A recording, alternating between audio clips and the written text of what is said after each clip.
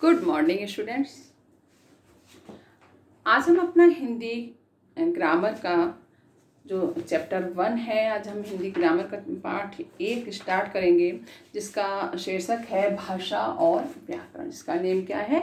भाषा और व्याकरण। आज हम पढ़ेंगे भाषा क्या है और व्याकरण क्या है। इसमें पेज नंबर 5 पर पिक्चर बनी हुई है। एक माँ और बेटी की पिक्चर बनी है। तो लड़की अपनी माँ से कहती है, माँ मुझे भूख लगी है। माँ, बेटी भोजन मेज पर थाली में रखा है, जाकर खा लो। लड़की ने अपने मन की बात प्रकट करने के लिए क्या किया और उसकी बात माँ के मन तक कैसे पहुंची? माँ ने अपने मन की बात लड़की तक पहुंचाने के लिए क्या किया? निश्चित रूप से माँ और बेटी ने एक दूसरे से बातचीत करके अपने विचारों का आदान प्रदान किया।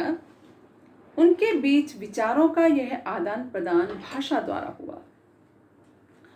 जो बेटी ने अपने मन की बात माँ को बोली और माँ ने अपने विचार बेटी के सामने रखे, तो ये जो दोनों ये आदान प्रदान किसका माध्यम है, किसके द्वारा हुआ? भाषा के द्वारा हुआ।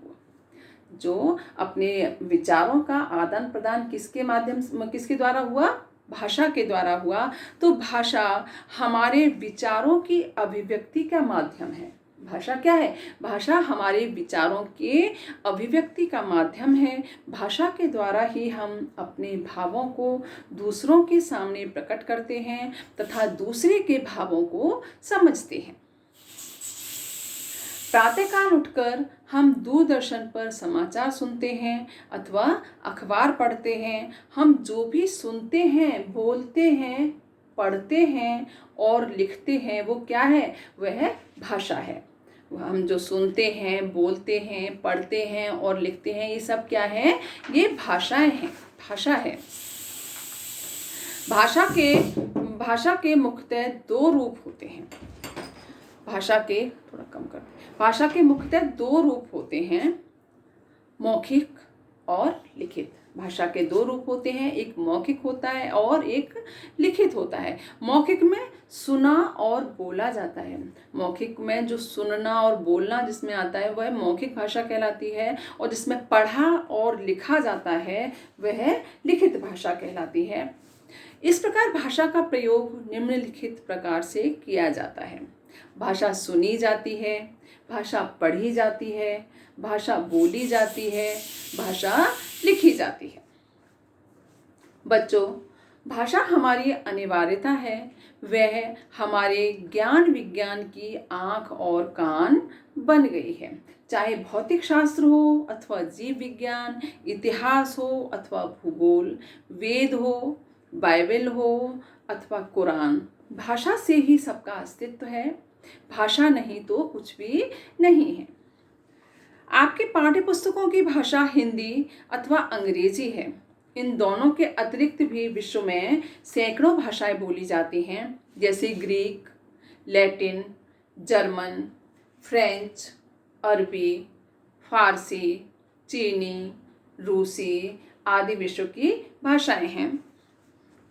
भारतवर्ष में भी सैकड़ों भाषाएं बोली जाती हैं, जैसे पंजाब में पंजाबी बोली जाती है, पश्चिम बंगाल में बंगला बोली जाती है, उड़ीसा में उड़िया बोली जाती है, गुजरात में गुजराती, महाराष्ट्र में मराठी, कर्नाटक में कन्नड़ बोली जाती है, केरल में मलयालम और तमिलनाडु में तमिल बोली जाती है। बच्चों, पंजाबी बोलने वाला छात्र केरल में कठिनाई का अनुभव करता है, क्योंकि केरल की भाषा मलयालम है। अगर कोई पंजाबी केरल जाता है तो उसे सुनने में, बोलने में, मतलब उसकी भाषा को समझने में कठिनाई आएगी ही। भारत जैसे विशाल देश में अनेक भाषाएं होने से संपर्क का संकट हो सकता है, किंतु हिंदी भाषा ने इस संकट का समाधान किया है। हिंदी भारत की संपर्क भाषा है। उत्तर प्रदेश, मध्य प्रदेश, छत्तीसगढ़, दिल्ली, बिहार, झारखंड, हिमाचल प्रदेश, उत्तराखंड, राजस्थान और हरियाणा जैसे राज्यों में हिंदी बोलचाल और राजकाज की भाषा दोनों है।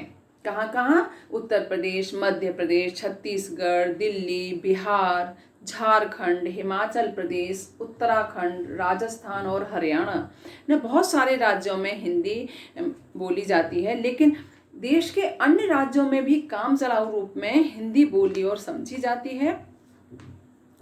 भारतीय संविधान ने 14 सितंबर 1949 को हिंदी को भारत की राजभाषा बनाया। भारतीय संविधान ने 14 सितंबर 1949 को हिंदी को किसको बनाया? हिंदी को ही भारत की राजभाषा बनाया, क्योंकि यह बहुत सारे राज्यों में बोली जाती है। इसलिए 14 सितंबर को हिंदी दिवस के रूप में मनाया जाता है। हिंदी दिवस कब मनाया जाता है? 14 सितंबर को मनाया जाता है। भाषा शब्द संस्कृत भाषा की भाष धातु से बना है, जिसका अर्थ वाणी के माध्यम से भावों और विचारों को प्रकट करना है। भाषा के दो पक्ष हैं, शब्द और अर्थ। शब्दों में उनके अर्थ छिपे रहते हैं, दोनों एक दूसरे से अभिन्न हैं, जैसे पानी और लहर।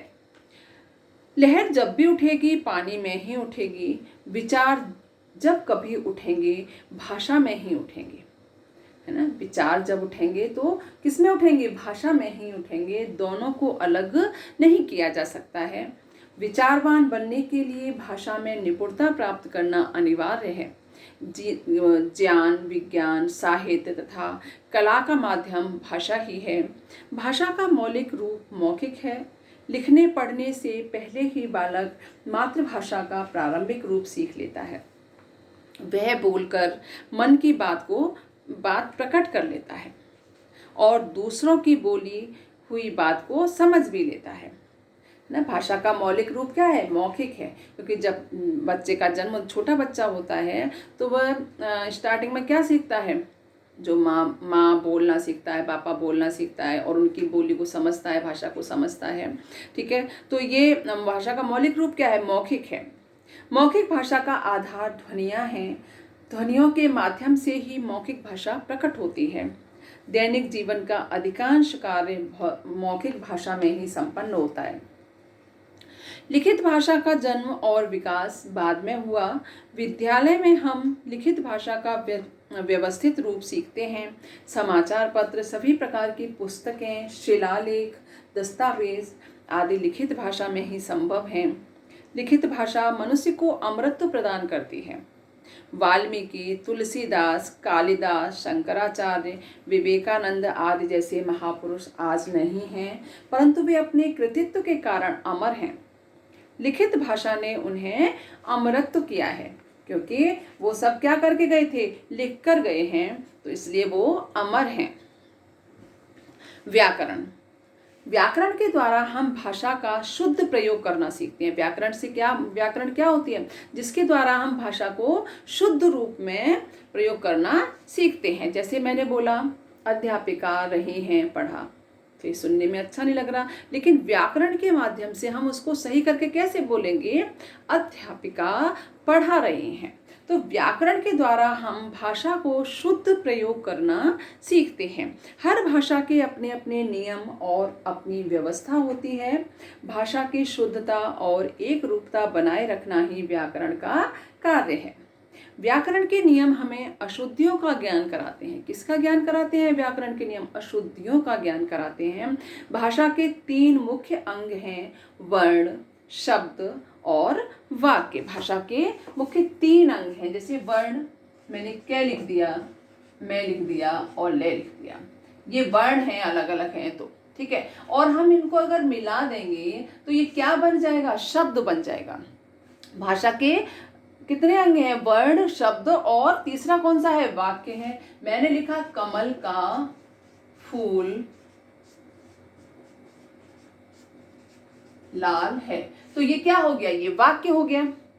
ठीक है, तो भाषा के 3 मुख्य अंग हैं, वर्ण, शब्द और वाक्य।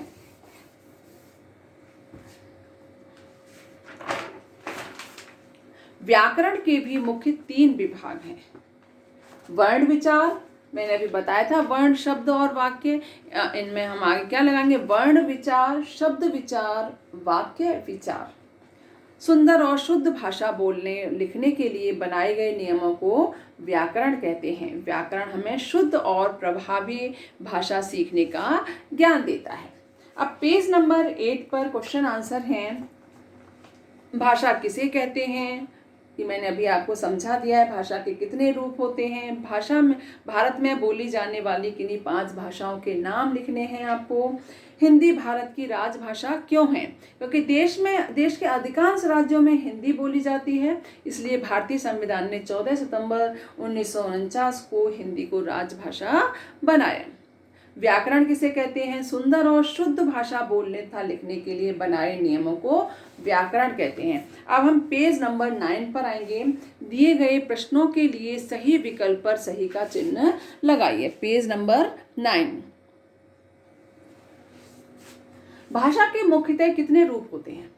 भाषा के मुख्यतः 2 रूप होते हैं, लिखित और मौखिक। टीवी पर समाचार सुनना एवं अखबार पढ़ना भाषा का रूप है, कौन सा है?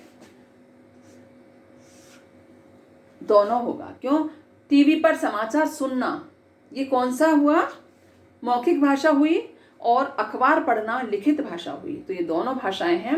व्याकरण के मुख्यतः विभाग हैं। व्याकरण के 3 विभाग होते हैं, ठीक है? वर्ण विचार और शब्द विचार और वाक्य विचार। किसके द्वारा हम भाषा का शुद्ध प्रयोग करना सीखते हैं? व्याकरण के द्वारा सीखते हैं। थर्ड क्वेश्चन है, उचित शब्द चुनकर रिक्त स्थानों की पूर्ति कीजिए। इसमें बॉक्स में शब्द दिए गए हैं। क्या है हमारा? फिल इन द ब्लैंक्स के द्वारा व्यक्ति अपने भावों को प्रकट करता है तथा दूसरे के विचारों को जानता है। किसके द्वारा? भाषा के द्वारा। भाषा के द्वारा व्यक्ति अपने भावों को प्रकट करता है और दूसरे के विचारों को जानता है। ख है, पत्रों में हम किस भाषा का प्रयोग करते हैं? पत्रों में हम लिखित भाषा का प्रयोग करते हैं। पत्र लिखते हैं ना, तो पत्रों में किस भाषा का प्रयोग किया जाता है? लिखित भाषा का प्रयोग किया जाता है। ग है, fill in the blanks Bharat की राजभाषा है। हिंदी भारत की राजभाषा है। उत्तर प्रदेश में अधिकतर हिंदी बोली जाती है। उत्तर प्रदेश में अधिकतर हिंदी बोली जाती है। फिल इन द ब्लैंक्स में हम भाषा को शुद्ध करने का नियम सीखते हैं। किससे सीखते हैं? व्याकरण। व्याकरण में हम भाषा को शुद्ध करने का नियम सीखते हैं। मौखिक भाषा का आधार क्या है? ध्वनियाँ। मौखिक भाषा का आधार ध्वनियाँ हैं। नेक्स्ट क्वेश्चन है 4, निम्नलिखित के लिए किस भाषा का प्रयोग करते हैं? लिखिए।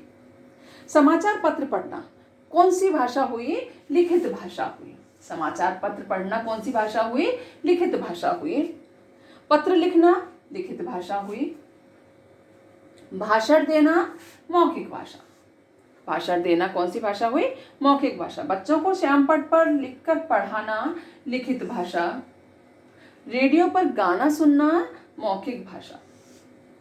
और कॉपी में कहानी लिखना कौन सी भाषा हुई? लिखित भाषा हुई। तो ये आपकी जो बुक एक्सरसाइज है वो कंप्लीट हो गई और हमने समझा भाषा और व्याकरण क्या है। Have a nice day.